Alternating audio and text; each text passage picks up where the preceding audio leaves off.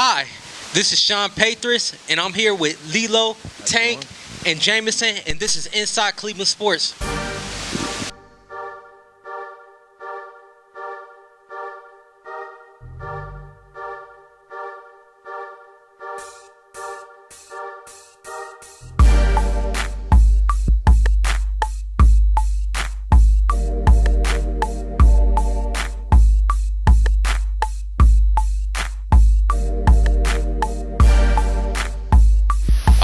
Hi guys, we're gonna recap Sunday's victory, the 26-24 victory where the Browns triumphed and prevailed over the Saints.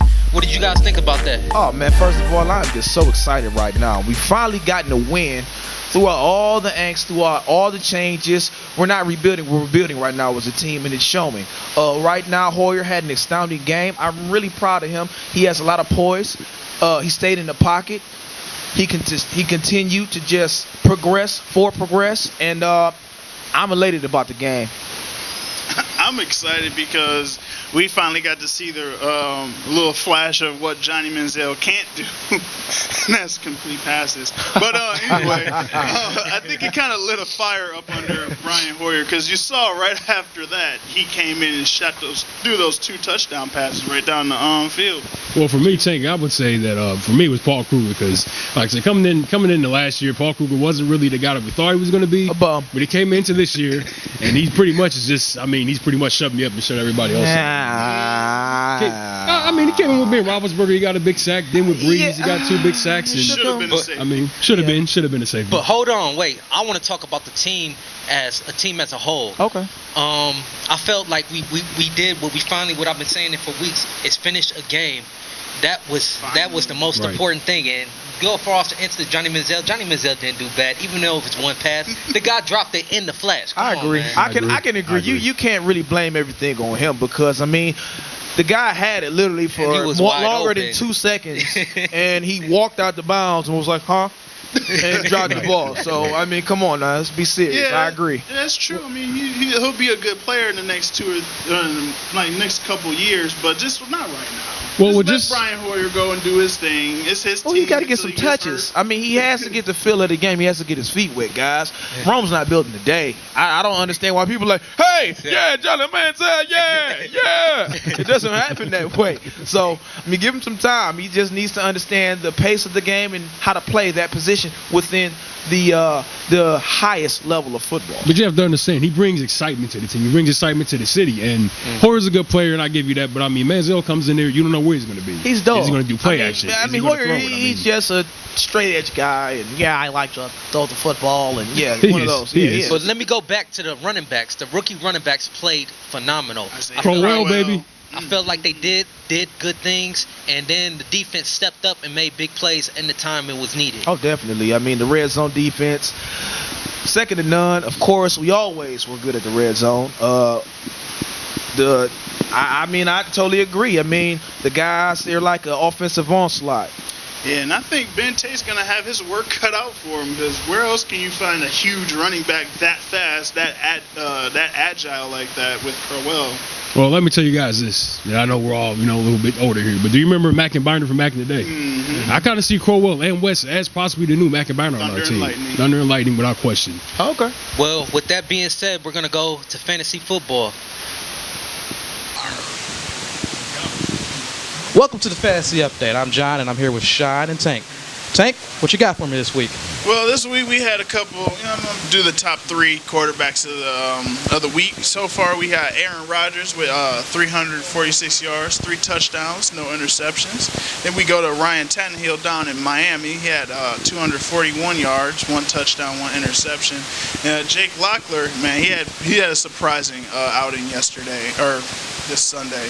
He threw for 234 yards, 2 touchdowns, but the thing that's going to get people in their fantasy team is he had 2 interceptions, which is going to cost some points. Okay. Well, how about Brian Hoyer, hometown guy? How was this? Man, 204 yards, 2 touchdowns, and 0 interceptions. Not only yesterday he had no interceptions, the last 5 games, no interceptions. And another point is he's 4-1 as a starter for the Cleveland Browns. Oh. So how's your fantasy team doing? My fantasy team doing pretty well. I'm big on the backs. My running backs. I'm actually playing tank over here in the fantasy this week. My backs are doing pretty well. I have Adrian Foster and Giovanni Bernard had a big game for me yesterday. Tonight, I'm actually waiting for Darren Sproles, which I believe he'll have a big game for me and ultimately will crush this man and take him off, give me my second win of the season. But he's doing he's hanging in there. But I think we got this. I think Andrew Luck and Ty Hilton might have something different to say with it. Well, Tank, what else you got for running backs and receivers and tight ends? Well, DeMarco Murray yesterday, he was the biggest one of the night. From Dallas, he had 167 yards and 3 touchdowns. Kind of like what Julian Thomas did last week for Denver. Bobby Rainey, who was here in Cleveland, by the way, he had 116 yards. But he didn't have any touchdowns though. Arian Foster, like this man was saying over here, he had a big game too. He had a touchdown and 28 attempts with 117. Receiving wise, we had Jordy Nelson, 209 yards. Delaney Walker, he had 142 yards.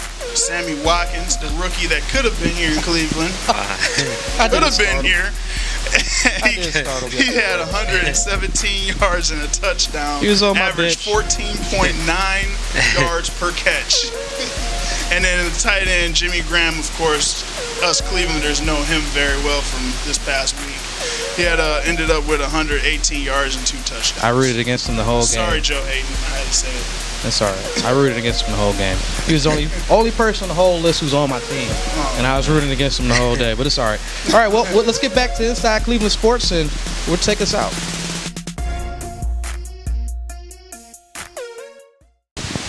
Yes, guys. Now we're gonna proceed with this week's game against Baltimore. What do you guys think about that matchup? Baltimore. I would love for us to win, but this is Cleveland, and wrong can happen. Unfortunately, I want to go with Baltimore, but I'm going to go with the Browns because good and great things can happen in Cleveland. That's true. That's very true. Mm-hmm. Believe their morality is real high right now, but I'm still going with Baltimore. Hey, like I said, Believeland. The Cleveland Browns are going to win this game 20-17. Usually it's a defensive battle between these two, but I kind of think it may be a shootout. So I'm going with the Brownies on this one. The crowd's going to be crazy. It's going to be a great atmosphere. Brownies got this one. Well, the good thing about both of these teams coming in, it should be a good game. They're both coming off big wins, big momentum wins. As far as with the Browns, I think they got to carry that momentum, and I think it's going to come down to the wire again. And whoever finishes the best. Cleveland has to finish this game to win in order to win. Defense has to step up and play big, and they have to get to Joe Flacco. As far as on offense, I think we should still rely on our run game with our 2 rookie running backs. And for instance, as far as for me, I'm going to have to go with Baltimore, people. I know everybody's going to hate me, but I'm going with Baltimore. It's going to be a close game. Believeland. I'm going with Baltimore 23-20. And that actually works, though, with our new running game that we had. Like I said before, like last year, we were going through running back every single week, different running backs. This week, right now, that Ben Tate's out, you got the 2 rookies, and they are just tearing the field up, and that's opening up big things for Brian Hoyer. Yeah, but you got to be careful with that because you don't want to wear these guys out, man. The average longevity of a running back is what, 3.5 or 3.4 years? Yeah. You can't put all that weight on them regardless. Hey, but the good thing is though, you have 2 running backs rotating in and out, so that you don't have just one running back going. Yeah, full. I see. Right. I see. switching up from the running back's perspective, what do you think we need to shut down on Baltimore's offense for Cleveland to be successful? Steve Smith Sr. Torrey Smith. And what's the running back? Bernard Pierce. Do you think we have to get to Joe Flacco and disrupt him? Because just get in his face. Rattle him a little bit. Just make him throw off passes that he doesn't want to throw. Yeah, he's a predominantly a pocket passer, right? He doesn't really like to go outside that pocket. No, he doesn't really run too much. You got to really go ahead and rattle that cage for him, because if you don't, he doesn't need too much time. Yeah. And he has a decent receiving core too, so you can't give him hardly any time to think about what he wants to do. Well, I actually think in this game, out of all the quarterbacks we face, Ben Roethlisberger, Drew Brees, and everybody, I think this is probably our easiest target because, like I said, he's tall and lanky. He's got the deep arm, not very accurate as he has been, and he's got happy feet. And I personally think they overpaid for him. He's got elite quarterback money like Tom Brady and like Peyton Manning, which is ridiculous. Yeah. But I think if anything, we can get past that offensive line. And, Big Phil has to have a big game. Dez Bryant has to have a big game. And hopefully Armonte Bryant can sub in. He can have a big game, too. And they will. The pass rush should be pretty good. And the big thing on offense for us is Jordan Cameron's coming back. Yes. Mm-hmm. Thank you. That should be big. Yes, That's huge. That is huge. Because we saw what we saw without Jordan Cameron, that we got Barnish that can step up. We got Hawkins and Miles Austin that just tore it up for us. And how about Miles Austin? I mean, helped us real big. I think one aspect of on one side of the ball that we definitely have to win is special teams. I think we're gonna have to make a big play on special teams. I don't think that should be a problem for us too, because we look pretty decent so far. Travis Benjamin so far. But if you look at the game where Baltimore won, where they beat the Steelers, they won special teams. They dominated special teams. They did.